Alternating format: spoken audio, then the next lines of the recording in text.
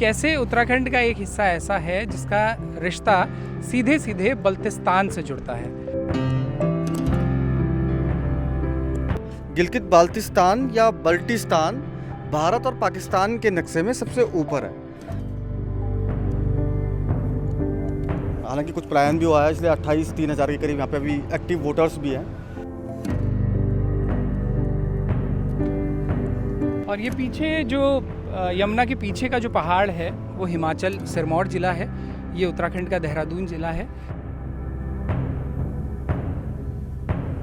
Sir ये 98 से वजूद में आया है, 98 से चल रहा है और हमारे पास काफ़ी बच्चे हैं जो हॉस्टलाइज भी है। यहाँ से बहुत अच्छे लड़के निकले हैं जो JNU में भी है और काफ़ी आर्मी में भी गए हैं और इंजीनियर भी निकले हैं।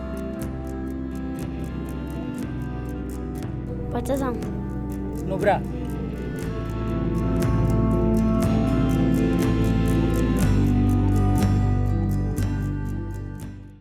नमस्कार, बारामासा में आप लोगों का एक बार फिर से स्वागत है। मैं हूं राहुल कोटियाल और मेरे साथ हैं मनमीत। और आज के एपिसोड में हम आपको कुछ ऐसी विशेषताएं बताने वाले हैं उत्तराखंड की कि कैसे उत्तराखंड का एक हिस्सा ऐसा है जिसका रिश्ता सीधे सीधे बल्तिस्तान से जुड़ता है। मनमीत, पहले ये एक्सप्लेन करते हैं कि हम कहाँ खड़े हैं अभी और हमारे पीछे जो पहाड़ियाँ दिख रही हैं ये कौन सी पहाड़ियाँ हैं? राहुल, हम इस समय जौनसार के बावर इलाके में विकास नगर से लगता हुआ एक गांव है अम्बाड़ी। अगर आप कालसी या चक्राते की तरफ जाएंगे तो यमुना पुल से पहले ही ये गांव पड़ता है, अम्बाड़ी गांव। और एक बड़ा गांव है, कम से कम क्षेत्रफल के लिहाज से भी और जनसंख्या के लिहाज से भी 5000 कुल यहाँ की जनसंख्या है। और हालांकि कुछ पलायन भी हुआ है, इसलिए 28-3000 के करीब यहाँ पे अभी एक्टिव वोटर्स भी हैं जो गांव में ही रहते हैं। और एक समृद्ध गांव लगता है, पूरा हरे भरे खेत हैं, बगल में यमुना नदी बह रही है, चारों तरफ से एक घाटीनुमा भौगोलिक संरचना है इस गांव की। और ये पीछे जो यमुना के पीछे का जो पहाड़ है वो हिमाचल सिरमौर ज़िला है। ये उत्तराखंड का देहरादून ज़िला है।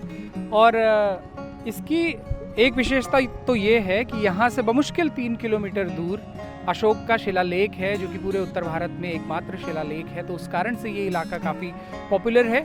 लेकिन जो कम पॉपुलर बात है लेकिन ज़्यादा इंटरेस्टिंग है, उसके बारे में आज हम बात करेंगे कि कैसे ये गांव बल्ती समुदाय का गांव है। बल्तिस्तान से कभी 4-5 पीढ़ी पहले जिन लोगों के पूर्वज यहाँ आए थे वो आज भी यहाँ रहते हैं, यहाँ खेती करते हैं। यहाँ मेजॉरिटी में शिया समुदाय के वो लोग हैं। और उससे भी दिलचस्प बात ये है कि आज भी बल्तिस्तान के वो जो क्षेत्र हैं तुर्तुक और करगिल के आसपास, करगिल, द्रास और त्यासी चालंगा, हाँ, तो ये J&K का मतलब जो अब हिस्सा जो कि अब एक UT है, वहाँ के बहुत सारे बच्चे आज भी पढ़ने के लिए उत्तराखंड आते हैं, यहाँ आते हैं। उसका क्या इतिहास है, चलिए आपको विस्तार से बताते हैं और आपको दिखाते हैं कि वो लोग कहाँ पढ़ने आते हैं और इसकी शुरुआत कैसे हुई, कैसे ये धागा उत्तराखंड को सीधे बल्तिस्तान से आज भी जोड़ता है। गिलगित बाल्तिस्तान या बल्टिस्तान भारत और पाकिस्तान के नक्शे में सबसे ऊपर है। काराकोरम श्रृंखलाओं से घिरा ये पूरा इलाका एक दौर में मशहूर सिल्क रूट से जुड़ा था। और ये भी महत्वपूर्ण है कि इसी रूट से कभी भारत, चीन, मध्य एशिया, रोम और फारस तक व्यापार होता था। और एशिया को सेंट्रल एशिया से जोड़ने का जो कॉरिडोर है वो यहीं से होकर गुजरता था। इसलिए बहुत बड़े बड़े जो ट्रैवलर मार्को पोलो से लेके आक्रांता थे, वो जब एशिया में घुसे तो इसी कॉरिडोर से घुसे। ये इलाका जम्मू कश्मीर रियासत का ही हिस्सा होता था। और इंडिपेंडेंस के बाद जब महाराजा हरि सिंह ने इंस्ट्रूमेंट ऑफ एक्सेशन पे साइन किए तो स्वाभाविक ही आधिकारिक तौर से ये भारत का हिस्सा हो गया। लेकिन उसी साल जब पाकिस्तानी फ़ौज ने यहाँ आक्रमण किया तो तब से गिलगित बाल्तिस्तान का जो अधिकांश हिस्सा है वो पाकिस्तान ऑक्यूपाइड कश्मीर के पास है। आज भी गिलगित बाल्तिस्तान का अधिकतर हिस्सा उन्हीं के पास है। सिर्फ कुछ गांव 1971 के बाद से इंडिया का हिस्सा हैं। लेकिन 47 में ही जब पाकिस्तान की फ़ौज इन गाँवों में पहुँची तो वहाँ के बहुत सारे लोग, हज़ारों परिवारों ने इंडिया मेनलैंड का रुख किया, क्योंकि शिया मुस्लिम कम्युनिटी के ये लोग थे और ये भारत के साथ ही रहना चाहते थे। तो तभी से बल्ती समुदाय के बहुत सारे लोग देहरादून, नैनीताल, चक्राता, शिमला और इसके आसपास के इलाकों में आकर बसे हैं। कई पीढ़ियों से यहाँ रह रहे हैं और यहीं की संस्कृति का अब एक अभिन्न हिस्सा हैं। ऐसी ही एक बसासत में आज हम आपको लेके चल रहे हैं जहाँ बल्ती लोग रहा करते हैं।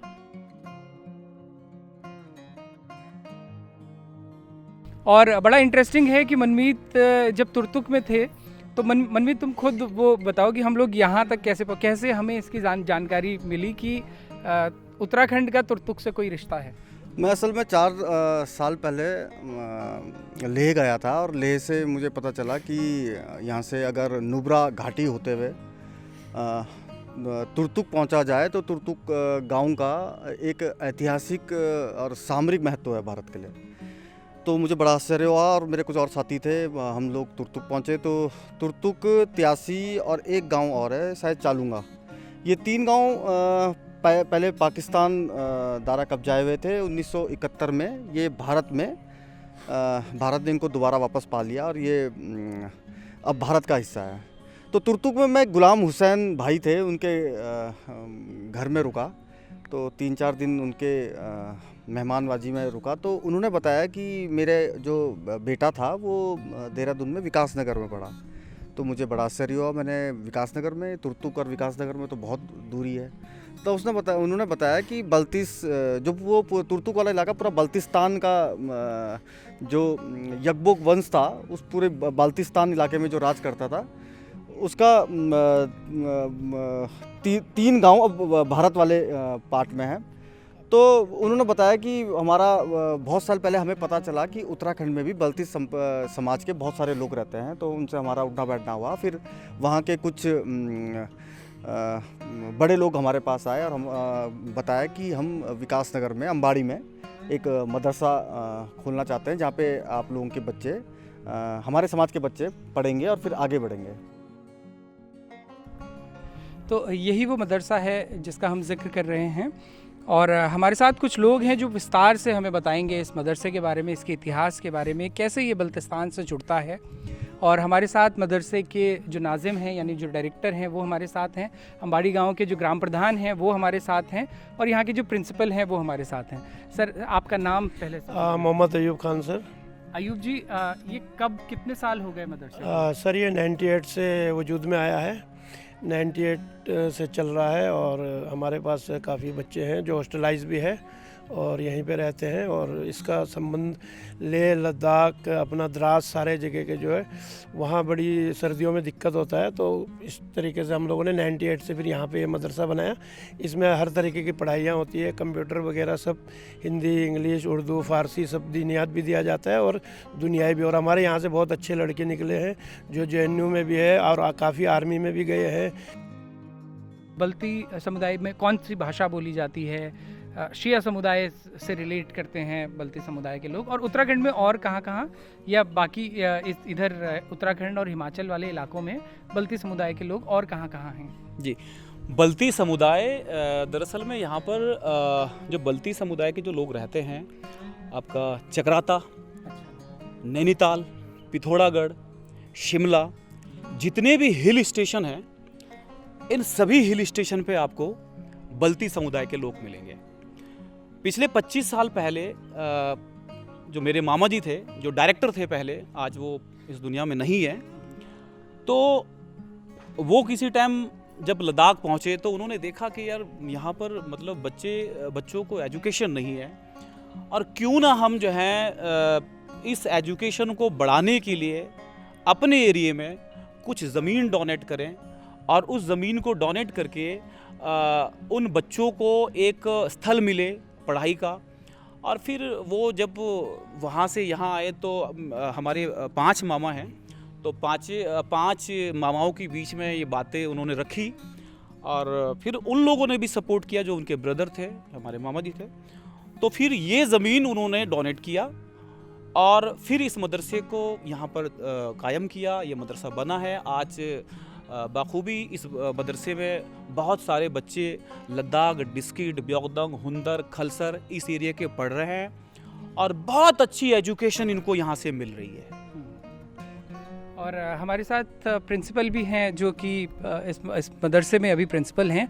आपका नाम बताइएगा सब। जी, मेरा नाम है सईद अली शाह।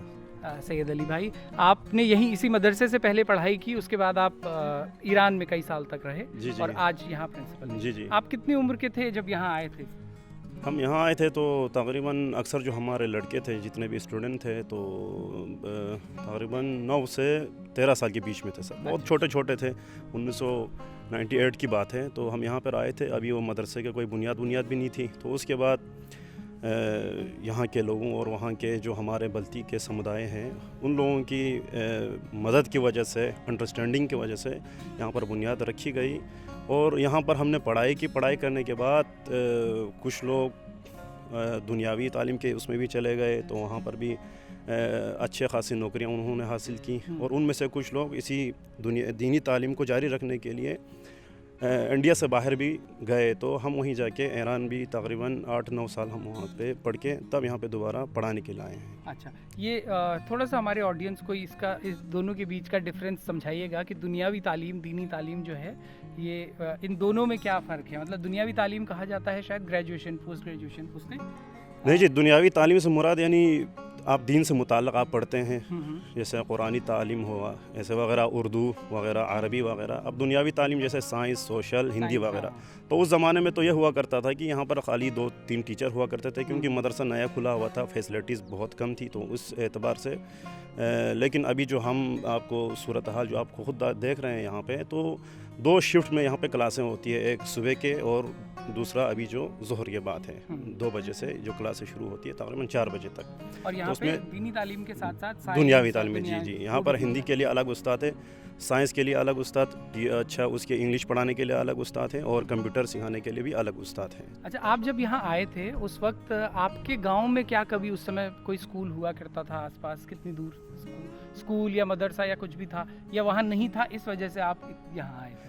जी, वहाँ पे स्कूल तो थे, लेकिन आप खुद जानते हैं कि जहाँ पर जंगी सूरत हाल हमेशा से जारी हो, तो वहाँ पर इंसान पढ़ नहीं सकता है, चैन की सांस नहीं ले सकता है। तो पढ़ाई तो बहुत दूर की बात थी। तो स्कूल भी थे वहाँ पे, लेकिन जो दीनी एक मदरसा हुआ करता है, तो उस एतबार से हमारे पास कोई और वसीला नहीं था। और एक दूसरे एतबार से एकदम वो इलाका बिल्कुल ठंडा इलाका है कि जहाँ पर बहुत मुश्किल होती है। अच्छा, सर्दियों के 3-4 महीने में तो वहाँ पे रहना भी बहुत मुश्किल होता है। तो इन चीज़ों को मद्देनज़र रखते हुए यहाँ पर जो हमारे नाज़िम साहब ने कहा, तो यहाँ पर इन्होंने हमारे जो पहले के डायरेक्टर हैं मरहूम अख़ून अली हसन साहब, तो इन्होंने सब ने मिलकर इन्होंने जो डोनेट की इस ज़मीन को, तो यहाँ पर एक मदरसे को कायम किया गया, तो जो आज तक चल रहा है। कहाँ के रहने वाले हो? टैक्सी जी, परतापुर।